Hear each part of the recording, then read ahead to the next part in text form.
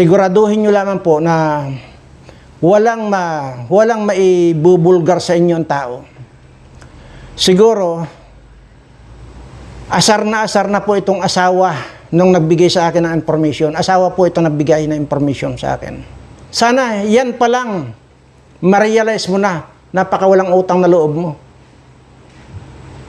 Kaya babalik at babalik sa pagmumukha mo yan. Hanggang ngayon, pinapasaringan pa nila si Kuya Bal at ng Kalingap.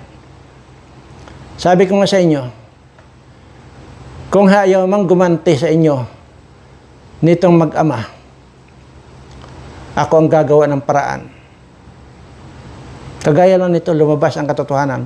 Anyway, ito po ay tinawagan ko na po yung abogado ko. Mamaya pong alas 10 lang or alas 11, pupunta po rito yung abogado ko dahil pag-uusapan po namin ito. Dahil gusto ko pong ilabas ito at papangalanan ko ng diretso dito sa social media. Para kahit papaano ay makilala ninyo ang buong pamilya nito at siya mismo.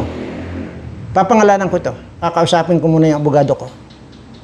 Ilalabas ko ito. Kung hindi man magmula sa akin, iba ang maglalabas nito. Hindi ako papayag na hindi mailabas ito sa social media. Yung ginawa ninyo dito kay Bal Santos Matubang, tsaka dito kay Rab na nagbigay ng magandang buhay sa inyo, kanya nang gagawin nyo. Napakawalang hiya nyo.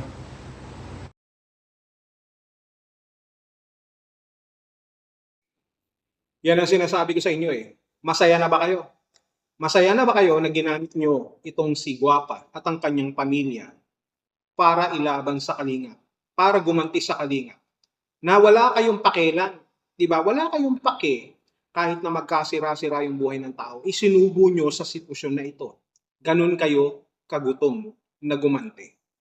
Di baling may masaktan, di baling may masira ang buhay, basta magawa nyo lamang yung inyong kagustuhan na pabagsakin ang Kalingap at gagamitin nyo pa itong mga tao na ito na si Guapa at ang kanyang pamilya na tinake advantage nyo yung sitwasyon, tinake advantage nyo yung kanilang pagiging vulnerable, yung kanilang mismong sitwasyon. Kasama ng ibang mga tao na kasamahan nyo dyan sa likuran sapagkat hindi nga kayo makapunta sa harapan. Lagi kayong nagtatago, lalo na kapag mayroon kayong ginagawang hindi maganda. At ito, paano nyo ngayon ipagtatanggol at sasagipin itong si Guapa dito kay Mr. Beranya, na kahit si Tatay Beran, na tatay ni Guapa, ay hindi po pwedeng lumaban kay Beranya. Ano? Beran versus Beranya. Ngayon, no? Napanood nyo yun? Yung mga sinasabi, yung mga revelasyon ni Mr. Beranya, grabe. Nakakakilabot, nakakapanindig ng balahibo, nakaka-ignite ng galit. Galit na galit ako sa totoo lang galit na galit ako sa inyo. Hindi lang halata kasi, alam nyo na, kahit magalit ako, labas pa rin yung pagiging gwapo. Kaya hindi nyo napapansin. Pero ito, marami na ang nakapansin na ginamit nyo itong kanyang pamilya, yung pamilya ni Guapa. At napahamak nga, patulpo pa kayo. Ngayon, naglagay pa ng channel. Wala naman tayong problema sa paglalagay ng channel. Sabi nga natin, meron niyang positive and negative impact. Depende na lang kung paano natin i-handle. Pero ang tanong dito, paano ngayon i-handle ni Beyonce mismo, ni Guapa mismo, yung kanyang sitwasyon na siya ngayon ay ayaw tantanan ni Mr. Beranya. Ayaw tantanan ni Mr. Beranya, hindi lamang yan, pati nila Papa Bear at siguradong marami pang iba. Ito ngayon yung kakaharapin niya na realidad dito sa social media na hindi puro pakabig, kung hindi kadalasan puro pasuka. Masusuka siya sa sitwasyon na kanyang kinaroroonan. Dahil yan sa inyo. Kaya niyo sigmurain na durug-durugin ngayon yung bata. Na siya ay balahurain. Kaya niyo sigmurain na ilabas lahat-lahat sa kanyang pribadong buhay. Na dito siya mapupuruhan. Dito siya magkakalintik-lintik. And in fact, nalintikan na nga itong si Guapa dahil sa kagagawan nyo, ang sasarap nyong kurutin sa singit. Very naughty, ha? Very masyado kayong manggagamit. Mga user kayo.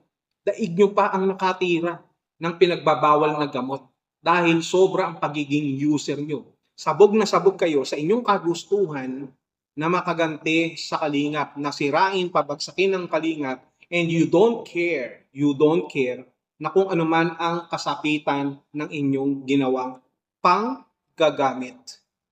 Yun. Panoorin nyo na lang si Mr. Beranya. Actually, parang ayoko nang masyadong panoorin pero naiintriga ako kung ano yung kanyang mga sinasabi. Hindi ko naman sinasabi, sabi ko nga noong nakaraan na sang-ayon ako sa lahat ng kanyang sinasabi. Na mga matitinding salita, matitinding mga aligasyon, matitinding pahayag na sinasabi niya ay may mga basihan. At willing nga siya na ito ay palabasin na sinasabi niya na hindi niya tatantanan itong si Guapa, itong sitwasyon na ito. And in fact, kukuha pa siya ng kanyang abogado para alamin ang kanyang mga hakbangin para matutukan ang sitwasyon na yan, ang kaso na yan. Tanong ulit, mga antay-kalingap, handa ba kayong harapin o salagin ang lahat ng ibabato ng kalaban? Hindi na natin pinag-uusapan dito yung kalingap. Labas na dito ang kalingap sapagkat hindi naman kalingap itong si Mr. Beranya. Paano nyo ngayon sasagutin itong mga ito? Ano, ibabato nyo na naman sa kalingap dahil sa kalingap lumabas yan. Baka naman nagkakalimutan tayo. Kahit sabihin nyo wala kayong amnesia, wala kayong alam. Inosente kayo dyan.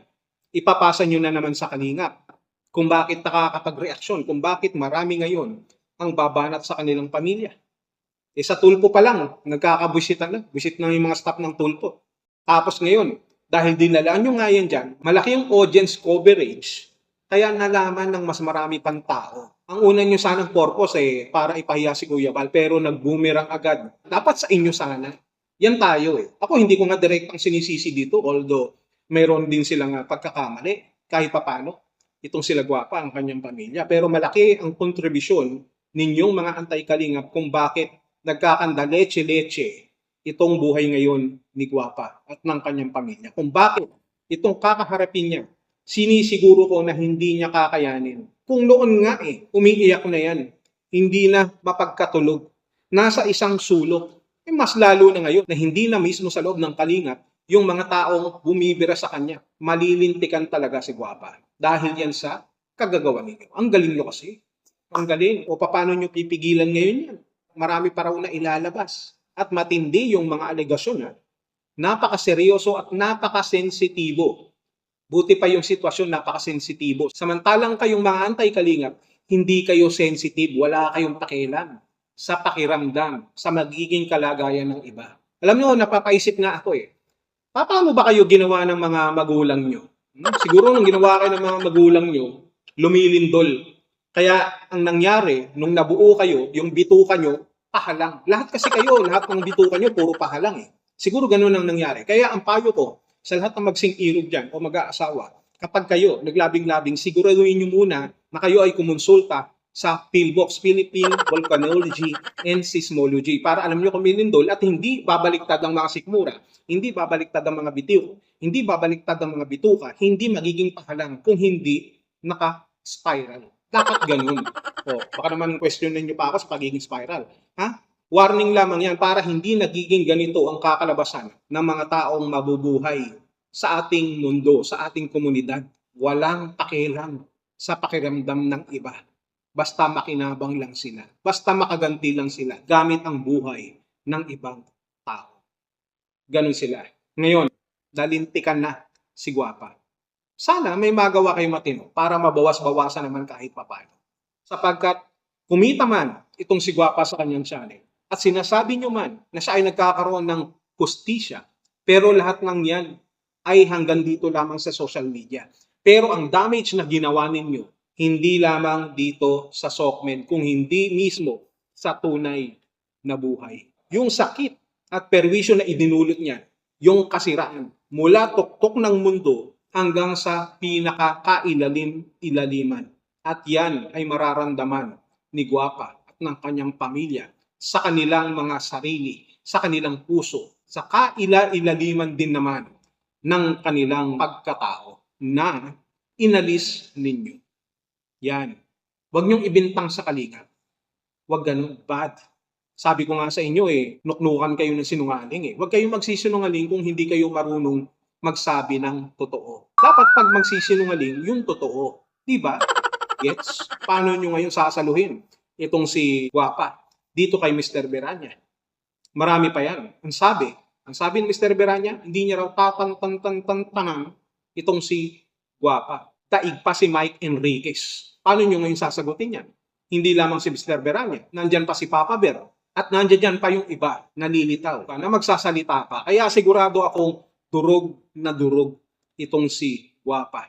Pag nagkataon, durog na durog. Malilinti ka ng gusto at madedepress ng gusto. Equals, sira ang buhay. Gigil nyo ako eh. Kuwang-kuha nyo yung gigil ko eh. Sabi ko nga eh, hindi lang halata. Kasi, alam niyo naman, guwapo eh. Gilan nyo ako ah.